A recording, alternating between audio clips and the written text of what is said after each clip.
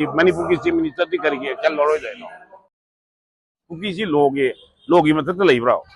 सिदैदा MLA तरा ना मणिपुर थुगाई के हाई कांदा थुगाई के हरिब मीसिंग तो फाया दे मरम कइनो मधु मधु मधु तो सब चाबे एक्शन लौन भाई स्पीकर ना करियो होना दबनो सेकंड ना करियो होना दबनो मसी सरकार ना करियो होना दबनो मोइदुदी रूल थुगाई बना तबरा रूल थुगारी मैम दंदी पीदना रूल लो थुगाइदना दंदी पीदगदी मोइदु करी मरमगी अखोई मोइ दंदी फंगोइदबनो सिना चिंबा मैम से मसी हजिक लेरिबा इशू सिदा आई मैम ख्वाइदा वाखन खनब थमनिगे मालेमना हारिबसे अदा आइना वाफम जे मणिपुर कनोदा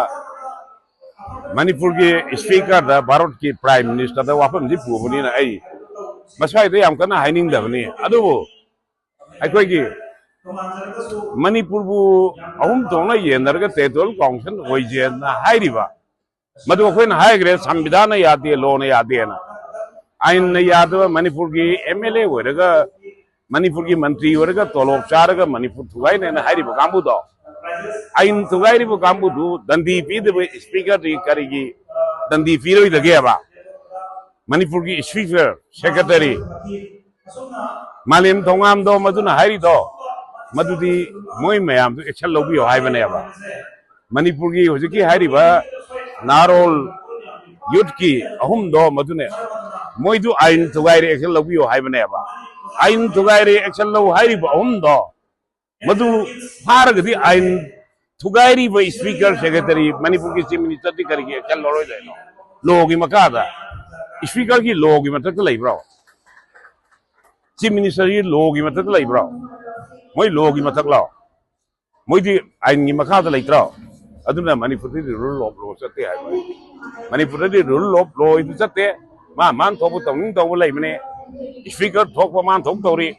चीफ मिनिस्टर मान थोक तौई ना मय गिदी अखोई सिगुम्बा आइन की मकादा लेबाक थुगाई के हारिबा मोइ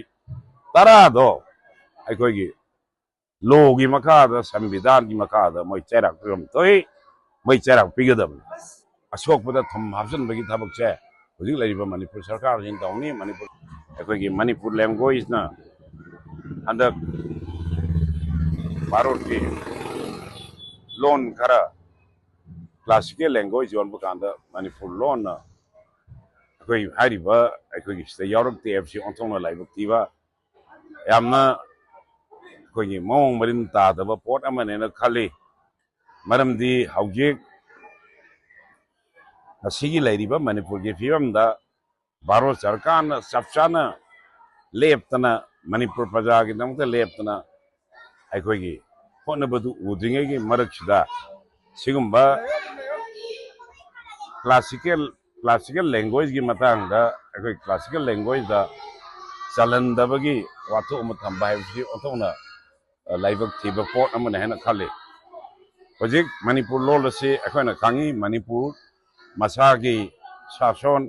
मसागी लैंग्वेज मसागी कल्चर मसागी हिस्ट्री ngasi सही लिसिंग अहुम लोमगी चौराकवा अदुमाइना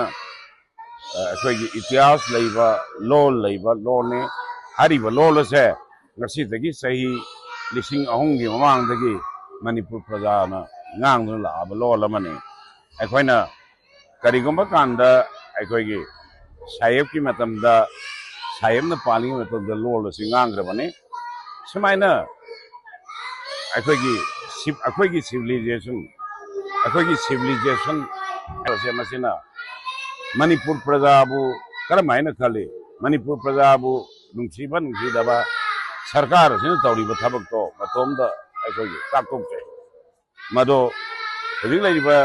अखोइगी सरकार सेना अखोइ चलिबा लोन मयाम दो मदुदा अखोइगी हामनबगी मतम चाना रिकमेंड तौंगमदबा अदा हजिक लेरिबा गवर्नमेंट सेना अखोइगी हजिक लेरिबा प्रजा की थबक तौबु कांदा करमाइना प्रजा की थबक तौरे द मयाम कांगे मसगी दायित्व से मणिपुर सरकार नो होइगदबने मसी मणिपुर सरकार नो होइगदबने अदुना अखोइ मसी ओंथोंना अखोइगी लाइबक थीबा अखोइगी अशोकपदा थम हाबजनबगी थबक से हुजिक लेरिबा मणिपुर सरकार जिन तौनी मणिपुर सरकार ना करी मरमगी लोल असी अखोई मतम चाना रिकमेंड तौना क्लासिकल लैंग्वेज दा रिकमेंड तौबा ngamdabno aito aina sum khanbada masi hoi लोल असिदी कोन चलकिबदी याय अदुबो मणिपुर खुनाई ngasi अखोइना आर्ट्स दा कल्चर दा अखोई लैंग्वेज अते अते हिरम कया दा मालेम की पृथ्वी दा अखोइना सकंग बजदैदा मसिना अखोइदा अचौबा इकाइबा फिरकुंबा मणिपुर प्रजा दा इकाइबा इकुंबा अखोई कल्चर दा अखोई लैंग्वेज दा फिरकुंबा अदुगुंबा थवोंग अमा मसि मणिपुर सरकार ना तवेना फावे मोइना लोन जी थौसादना तौरिबा थबक भारत वर्षगी ओइना लोन मयाम